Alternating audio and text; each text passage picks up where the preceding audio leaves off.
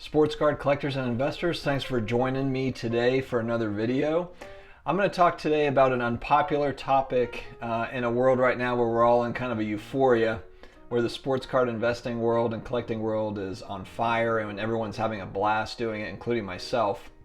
But I would be remiss to not be concerned about certain things about the sports card market and ways that that it could be brought down or damaged to a certain degree. I don't think it would ever go away necessarily. I think sports cards are ingrained in our culture. If you're just going back to when they started making cards in the 1800s, late 1800s, and just how that's evolved over time, I don't think it ever truly goes away.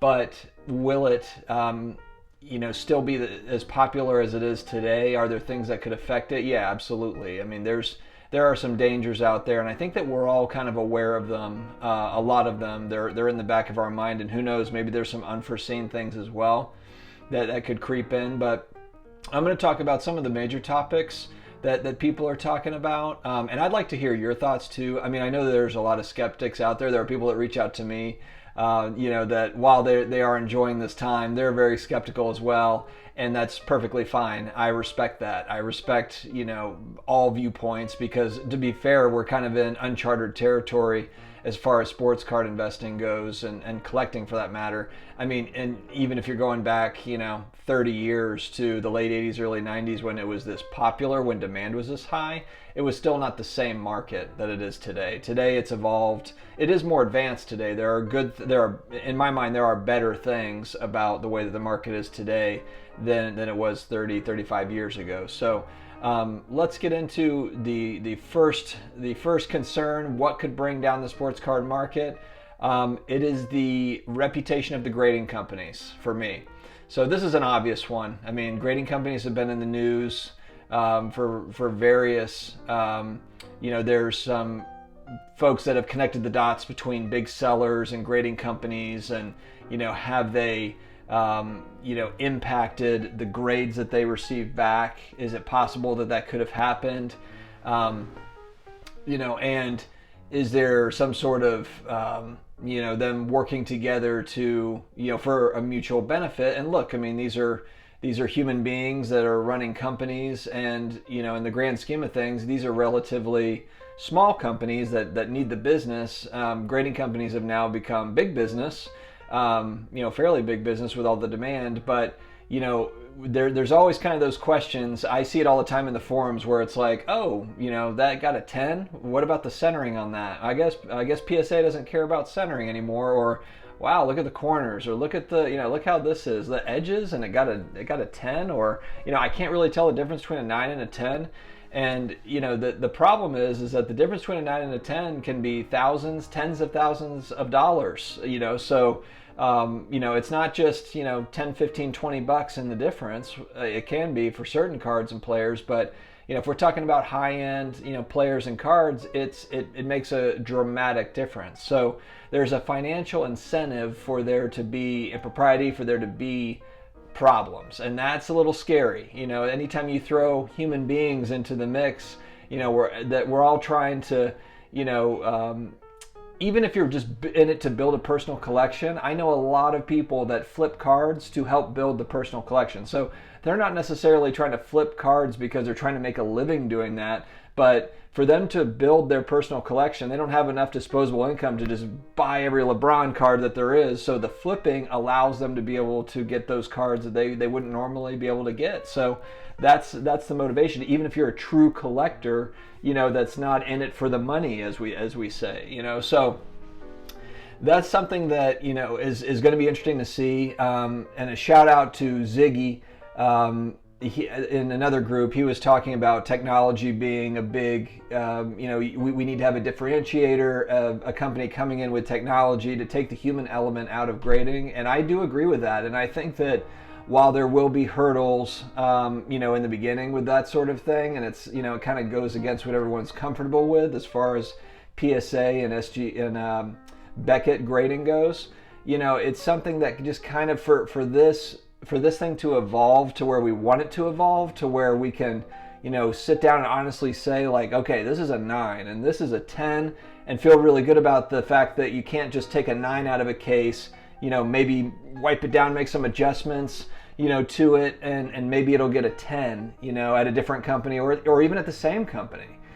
So there's certainly work to be done on the grading side, and so that'll be a really interesting, evolution. It'll really kind of define the hobby, I think, because grading is a huge deal. Without it, I mean, that's what we didn't really have in the late 80s, early 90s. Yeah, you had massive overproduction, but at the same time, you didn't have legitimate grading companies that were doing it, and people, it was just different. It wasn't the same sort of market. So it's great that we have grading in place. Now the grading companies have got to evolve, and I do think technology, with it kind of taking over everything else, it's going to have to come into play here, with these sorts of collectible investments. I want to address shill bidding or bid rigging, because that's kind of what it's the same term for bid rigging. And essentially what this is where folks are bidding up auctions in an effort to, raise the price, raise that sale price. And I'll be perfectly honest, I don't know I'm not an expert on shill bidding or bid rigging and all that's going on out there. My optimistic side wants to believe that if this is happening, I think we do believe that it does happen. I hope that it's a small number of players that are involved in this. And, and I think that when, part of how this comes up is we're now starting to use more data tools. We're starting to look at data to make buying decisions. And there's always kind of like you run the data and there's like this one weird sale or this, a few weird sales that were 5 times or 10 times or whatever. And you're like, how did that even happen? And so you kind of wonder, how does that happen? The thing that I really like is I feel like the market, and this is another reason why I think this is an argument for the purchase of silver prisms, for example, as opposed to a more rare card that doesn't have a lot of transaction history. Because with a silver prism, if you have a couple of outliers like that, you just move on. You don't even notice it because there's 50 other transactions that give you the actual market price. So if you're going to shill bid something, then on those it's just not going to be as effective because you can still find out the true market with the other transactions as you're running data on it. So now where you have to be really careful is on the rare stuff, which I'm always preaching scarcity. I really, for me, for long-term investments, I'm all about scarcity.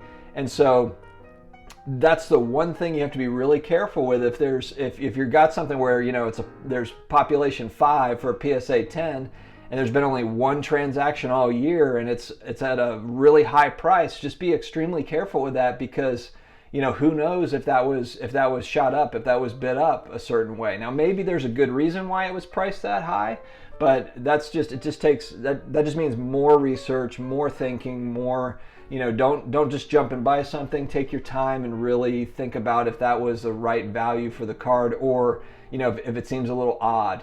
And maybe, there's so many rare cards out there and there's so many different sets of rare cards. Maybe you move on to another one where you have a better transaction history to work from. So shill bidding and bid rigging, that's something, if it becomes more prevalent, that's a problem. So that's something that I'm concerned about, but hopefully we're all kind of aware of it, as we're watching these auctions and we're paying close attention. And hopefully we can catch these things and not get caught up in it. Another thing that could really kill the market is high print runs. So, and I've said this in other videos, when I was a kid in the 80s, late 80s, there was literally card packs at the drugstore, at the grocery store, at the gas station. I mean, you could get like 89 Don Russ in every single store in town. They were just mass produced. So we don't have that now for a lot of sets. And so we don't want to go back there. And I hope that even if we don't go back there, I hope we, even if they find some sort of a happy medium, I don't want, I really hope that the card companies don't say, all right, well, demand is high, so we're going to start cranking these suckers out. Now, on the flip side of that, there's an argument that could be made that, hey, kids can't go and buy packs, so how are little ones going to get involved in this, and how are they going to kind of grow in that hobby? Hopefully, and I think that, what we've kind of seen is there's a lot of dads that are getting their little ones involved in this hobby. So, even though they're not able to just go and get like maybe that Prism pack at the store like they want to, there are other ways to maybe involve them to where they can get into the hobby. So I see kind of both sides of that coin, but there are just enough sets out there to where, if the 8-year-old, 10-year-old, 15-year-old wants to get packs of cards, they're able to do that. It just might not be, Prism basketball. So, that's something that we've got to just keep a close eye on. Print runs right now are not even in the same world as they were 30 years ago, not even close. So we're not really in any sort of a danger from what I can see at this point, but that's just something to pay attention to. If it doubles, triples, quadruples, of course, that's going to affect all of this, long-term and short-term. And collectors, investors moving on to another alternative investment, they just, maybe they get bored with this. Maybe there's a paradigm shift and something else exciting comes along. Who knows? I mean, and maybe it's a more conventional investment like real estate. Maybe real estate crashes or something and it's a great buying opportunity and you're thinking, well, shoot, maybe I should pull my money out of cards and go and buy houses or go and buy land because there's a lot of opportunity there. And maybe they consider that to be a little bit more safe than sports cards, based on some of the things that we've talked about. So that's certainly a possibility, and that's just one example. I mean, or it could be another collectible. Maybe, who knows, maybe classic cars are red hot, and that's what everyone's getting into. Maybe there's some new collectible that, is something that has come along. Stamps, coins, all those traditional kind of collectible investments, art, people just decide to move their money somewhere else. So that's always kind of something where, I don't think that that'll happen in the near future. I think that this is going to go for the next few years, but that is something to keep in mind for sure. It could happen. You certainly can't rule it out. And then lastly, I'm just going to talk about, when you have the opportunity to make a lot of money altering or trimming cards, and which we've seen that now, you see prices skyrocketing. Well, the bad actors out there, and hopefully there's none in there right this second, because a lot of them have been outed, but you hope that that's not bringing folks into the hobby to kind of ruin the hobby. And what I mean by that is, if they're looking at it and they're saying like, oh my gosh, like look at this, if we trim this card, the right way, then this card turns into, if we send it off to PSA and it gets a 10, it goes from a $50 card to a $1,000 card. When you have these high prices, it's a motivator, it's an incentive to crooks and fraudsters to come in and take advantage of that. So that's a concern for me, because a lot of them are great. A lot of them are really good at it. It makes me think of actually, one example I think of, and this isn't apples for apples, but I watched a documentary on autographs. There was a couple of guys that were doing autographs, and I think this was in the 90s. But literally they had it down to a science. Like Mickey Mantle's autograph, Michael Jordan's autograph, Larry Bird's autograph, all these guys, and then actresses and actors and all this stuff. I mean, but there was essentially, if you buy an autograph that's not a certified from, and I'm not even sure who the reputable certification companies are for that, but it's like 90% of them are fakes out in the market. I mean, it's a tremendous amount of fakes that were out there. And I think that all happened mostly in the 90s, maybe early 2000s too, but the FBI ended up breaking it up. But it was literally like a handful of guys that were making truckloads of money, because they had mastered these autographs, signing memorabilia. And, so that's why, like, anytime I'm thinking, like, I'm going to buy a piece of memorabilia, I'm like, I don't know when this was made. Like, if it was done anytime before, I don't know, 5 years ago or something, I'm not sure if I want to get into that, because it was just mountains and mountains of essentially, counterfeit sports memorabilia that was autographed. And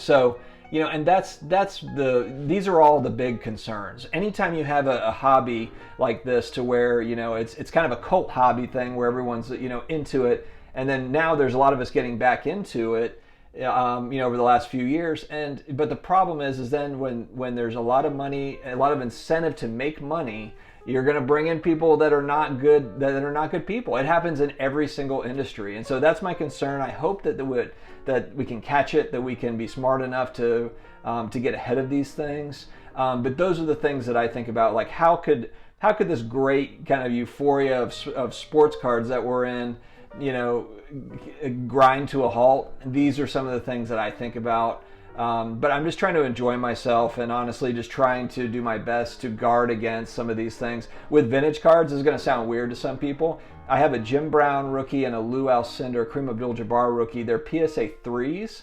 And the reason why I have low PSA grades on these is because I'm worried about buying anything above a 6 that's a vintage card like that, because I'm just, you just don't know, those cards are just cardboard. I mean, if you look at to trim a card like that is, to me, it looks to be a lot easier than it is in today's world. Now, I know that there's been LeBron cards, LeBron rookies and Mike Trout rookies that they found out that are trimmed. So it's not, there's modern cards that are affected too. But, those older cards, it's just, more plain. I think that they had an easier time altering them.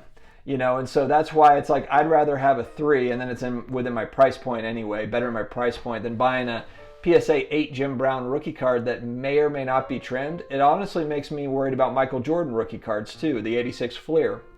It's such a popular card that, there's so many, reprints out there and counterfeits and, and all of that. So, I would love to own an 86 Fleer Michael Jordan rookie, but it's just, there's a lot of incentive to do something bad, and I know that there's got to be some that have been trimmed and altered and, retouched and, all of that. So, I hear a lot of collectors talking about buy vintage, why would I go with these new players when Jim Brown is a legend, and I agree with that. And I do think that you have to, I like to diversify myself, but I would just say, gosh, you have to, I'd have to be a little bit more careful. I've got to be very careful with, when I'm looking at it. So those are my thoughts, guys. I'm sure that I'm going to get a ton of comments about, agree or disagree, or, I'm a moron for not, thinking this is going to go on forever.